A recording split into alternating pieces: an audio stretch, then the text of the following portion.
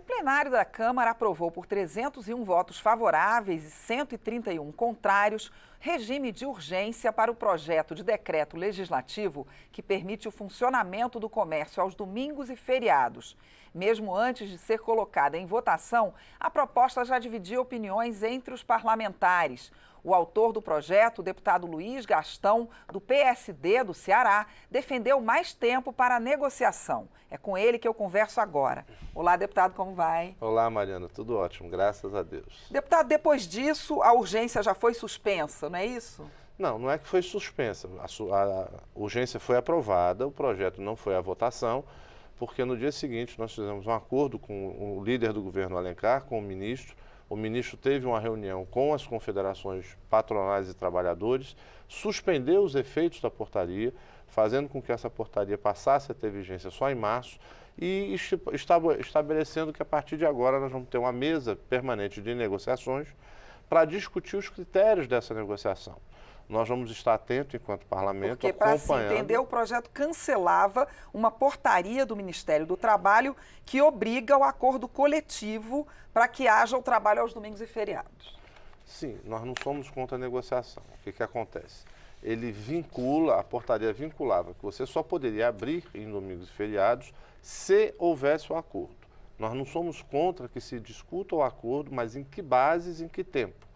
Na hora que eu publico uma portaria com vigência imediata, estabelecendo que só com acordo e negociação nós vamos poder abrir, nós temos mais de 5 mil municípios no país. Existem municípios que não têm categoria organizada. Existem municípios que têm.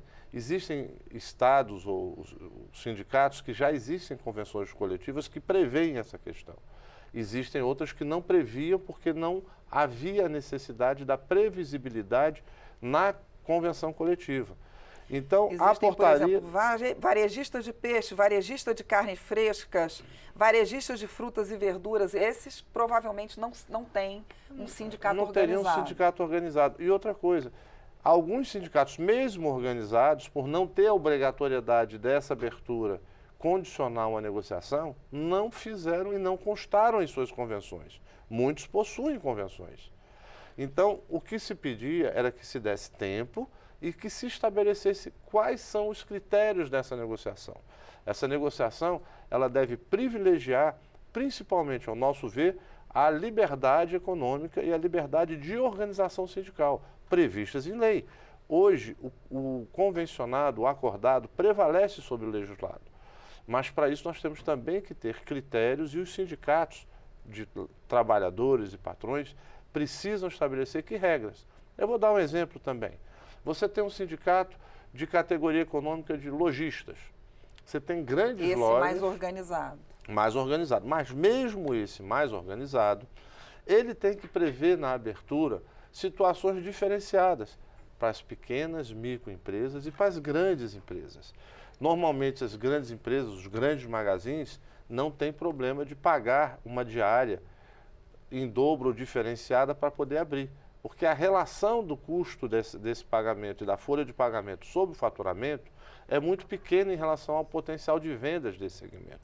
Já a micro e pequena empresa, ela não tem condição de pagar a mesma coisa para o mesmo funcionário. Em São Paulo, por exemplo, existe o piso.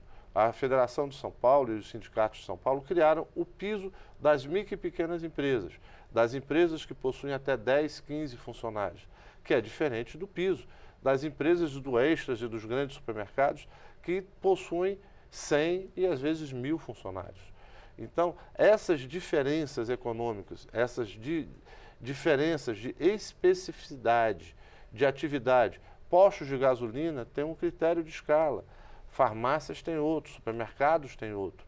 Tudo isso tem que ser previsível e buscado na negociação coletiva. E para isso se requer tempo e, sem sombra de dúvida, eu acho que o Ministério ele chamou atenção para uma necessidade. Isso é um fato. Os sindicatos, quer empresários e trabalhadores, precisam sair do comodismo e precisam também rediscutir melhor o papel deles e as suas atividades no mercado. Mas, para isso, você não vai poder ser da noite para o dia. Você tem que estabelecer mesas de negociação, critérios para essas negociações, para privilegiar.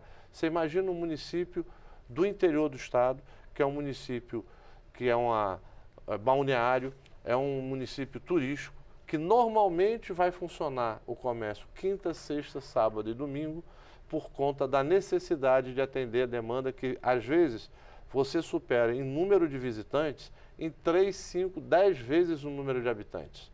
Então, é naquele momento que o comércio precisa estar aberto para assumir. Adianta você fechar... Que é o caso, por exemplo, de muitas praias do Ceará, né? E muitas praias no Ceará, do Nordeste, mas eu vou também os locais de serra do Sudeste, em vários outros locais. Então, essas instâncias, elas têm um critério diferenciado de abertura. E o que se precisa realmente é enfrentar a necessidade de discutir escalas de trabalho, organizações sempre, respeitando salário dos trabalhadores, direito dos trabalhadores e escala de trabalho com rodízio de revezamento de escala de serviços. Fica determinado, por exemplo, que domingos e feriados o funcionário ganha em dobro. Isso já é ponto pacífico? Ele pode ganhar em dobro, pode ganhar por trabalhar, ganhar igual, mas ter 2 folgas em vez de uma, ou 3 folgas em vez de uma. Isso é negociado. Isso tem que ser negociado.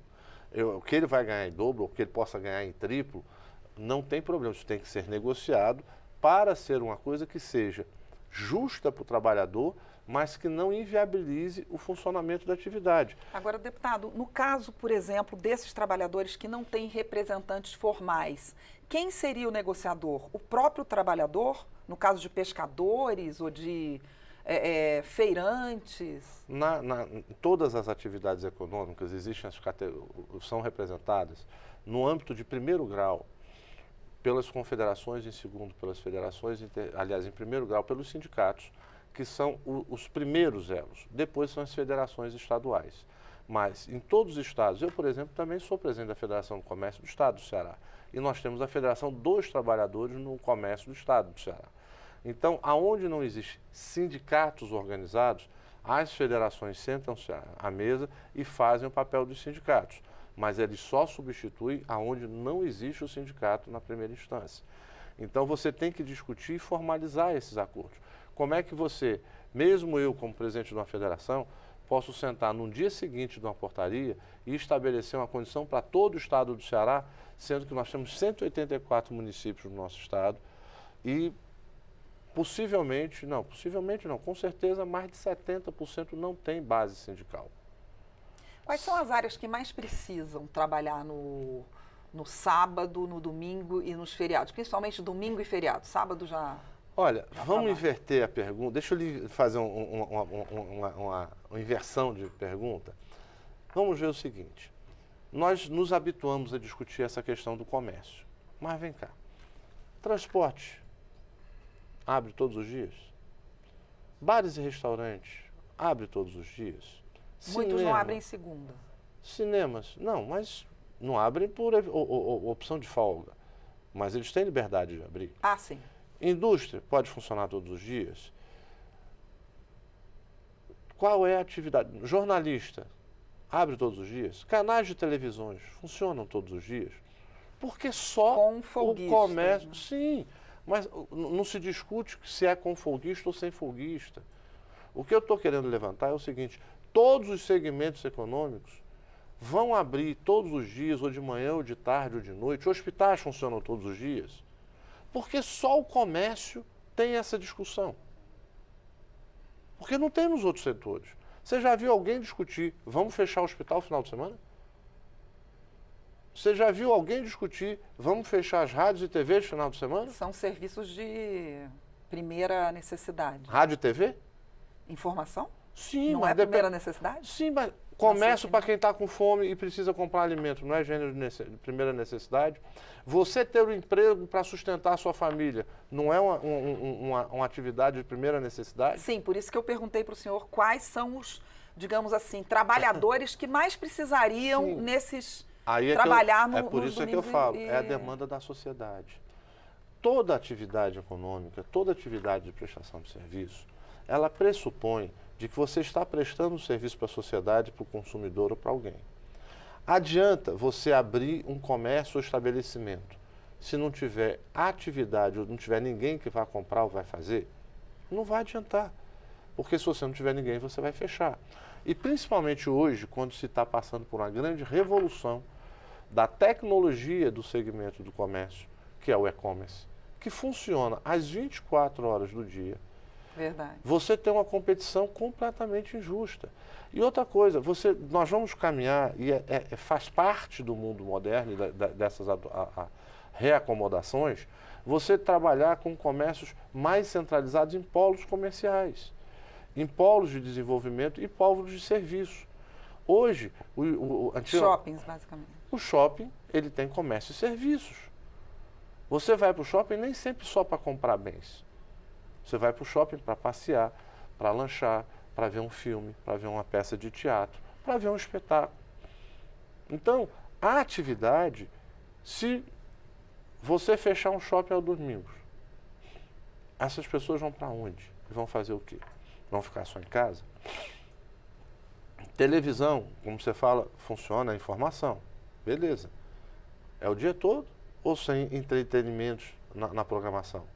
Tem vários entretenimentos na programação. Tem jogos de futebol. Já pensou assim, não vamos jogar futebol aos domingos? Não pode jogar aos domingos? O que se coloca é que essa questão do domingo, especificamente para o setor de comércio e serviço, virou um tabu. E a gente precisa desmistificar isso. O setor do comércio de bens e serviços precisa ter a liberdade de, em conjunto com os seus trabalhadores dos setores econômicos, terem a liberdade e não é obrigatoriedade, é liberdade. O empresário do comércio pode chegar, eu não quero abrir minha loja aos domingos, porque não interessa, na minha cidade, na minha localidade, na minha praça não interessa. Não interessa. Mas eu não posso ser impedido de exercer uma atividade empresarial. Tá bom, deputado, muito obrigada. A gente chegou ao fim. Eu conversei com o deputado Luiz Gastão, do PSD do Ceará, sobre o projeto dele que permite o funcionamento do comércio nos domingos e feriados. Eu sou Mariana Monteiro e você pode rever esta edição do Palavra Aberta no YouTube da Câmara. Siga também as nossas redes sociais. Até a próxima.